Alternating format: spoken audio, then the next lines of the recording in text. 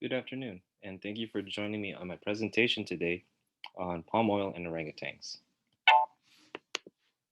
Palm oil, which often comes in the form of an ingredient called sodium lauryl or sodium lauryl sulfate, is found in many ingredients in products that we take for granted today, such as toothpaste, chocolate, laundry soap, or detergent, or the other items we can see on the right.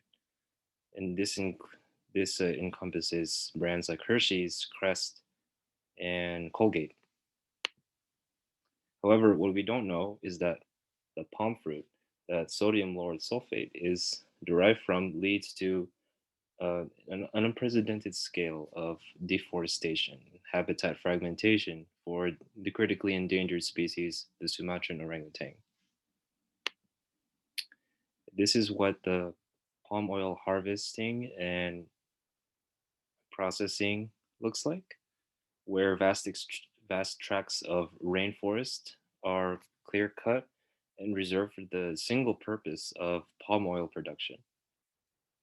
And the danger it poses is that the loss of biodiversity makes the land just environmentally unstable, where it won't be able to resist storms or other disturbances to climate like it used to um, in geologic time.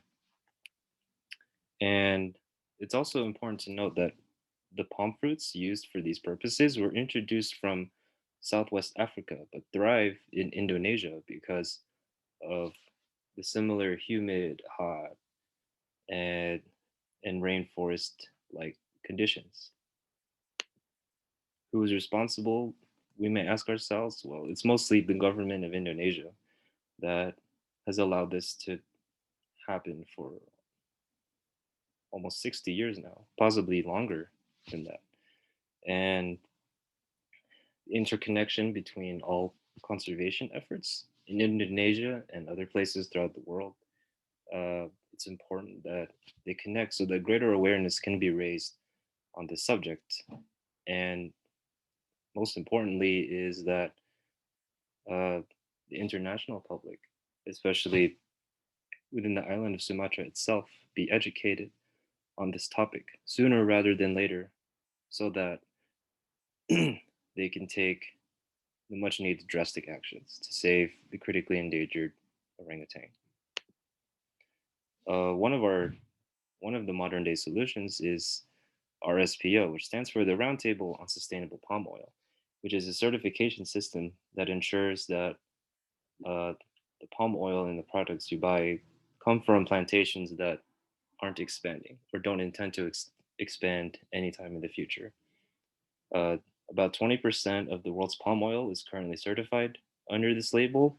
And while it does help to halt deforestation in some aspects, it isn't enough because other plantations that are not under RSPO are continuing to expand and fragment the Sumatran orangutan habitat. So, as a temporary solution, look for the RSPO label when you're grocery shopping, since it's our best current solution at the moment.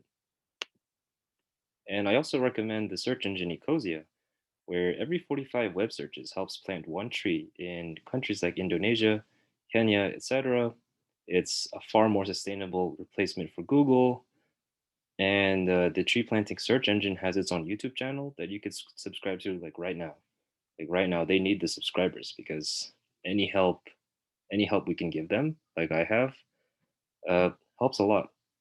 They have monthly blogs and budget reports. They post every month on their website, on the Ecosia site itself, which goes to show that they're very transparent. And transparency is something we could all use a lot more of when we're shopping, uh, in government reports, stuff like that. And to reference a satirical example from the Netflix show Community, 500 flyers were printed for a campus event called Green Day in Colorado, but a certain error on the flyers prompted the dean to demand 500 more flyers be printed instead of either using the backside or forgetting to use or forgetting using paper at all for the flyers, or even using recycled paper, which all would have been far better alternatives. But it's supposed to represent how exaggerate in some ways how both Western and the average non-Westerner will think about the environment and sustainability. And that's the end.